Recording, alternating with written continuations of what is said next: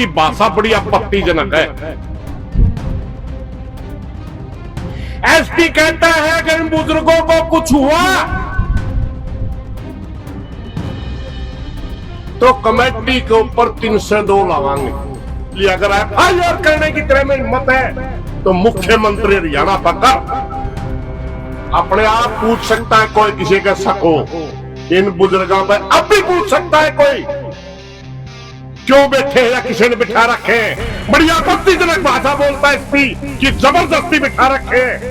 जो मंशा एसपी रखता था अब मैं उनकी मंशा पूरी नहीं होने दी, इसलिए बोखला करके पीछे कर रहा था। प्रदर्शन कर रहा था, ये बताया था कि हमारा आंदोलन है किसी राजनीति से, किसी जाति से, किसी धर्म से प्रेरित आंदोलन नहीं है। यह आंदोलन मात्र पानी लेने का आंदोलन है।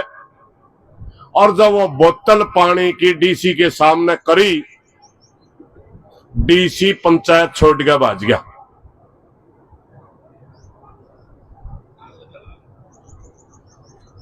दोबारा बुलाया, दोबारा पूछा गया, फिर भी उसके पास सवालों का जवाब नहीं था। मगर हमारी कमेटी का फैसला ये था कि हमने सिर्फ पीएम और सीएम के नाम ज्ञापन देकर उल्टाना, वरना जवाब संतोषजनक नहीं था। और जब हमें प्रदर्शन करके घर लिए प्रेस कॉन्फ्रेंस करता है एसपी, और आज सवेरे पीसी करता है डीसी, दोनों की भाषा बड़ी आपत्तिजनक है। एसपी कहता है कि इन बुजुर्गों को कुछ हुआ तो कमेटी के ऊपर 302 लगाएंगे, एफआईआर दर्ज करा। एसपी साहब, क्या हिंदुस्तान में ये आजादी के बाद पहला अनशन है? क्या और भी कहीं लगी है? क्या अमन अनशन पर बैठने वाले की जिम्मेवारी सरकार की होती है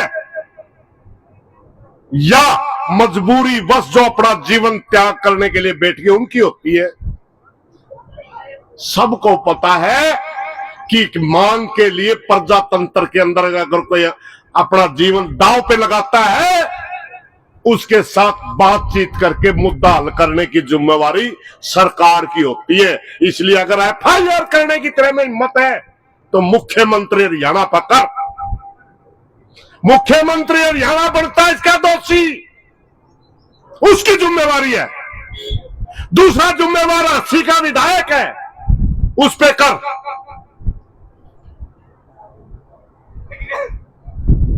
ये भी पानी मांगने खातिर बैठे हैं, किसके सके कमेटी ने बिठा रखे हैं। अपने आप पूछ सकता है कोई किसी का शक हो इन बुजुर्गों पर अब भी पूछ सकता है कोई, क्यों बैठे या किसी ने बिठा रखे हैं। बड़ी आपत्तिजनक भाषा बोलता है एसपी कि जबरदस्ती बिठा रखे। जबरदस्ती आप कर रहे थे इनको उठाने के लिए।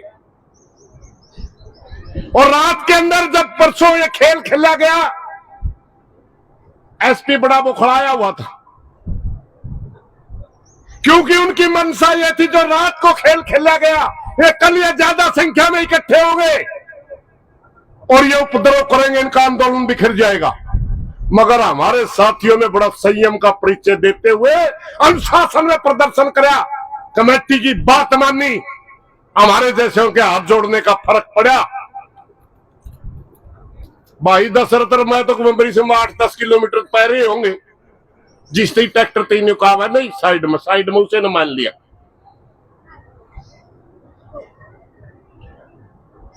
धन्यवाद करते पूरे काम का, भाई नौजवाना का भी, क्योंकि जो मंशा एसपी रखता था अब मैं उनकी मंशा पूरी नहीं होने दी, इसलिए बोखला करके पीछे कर रहा था।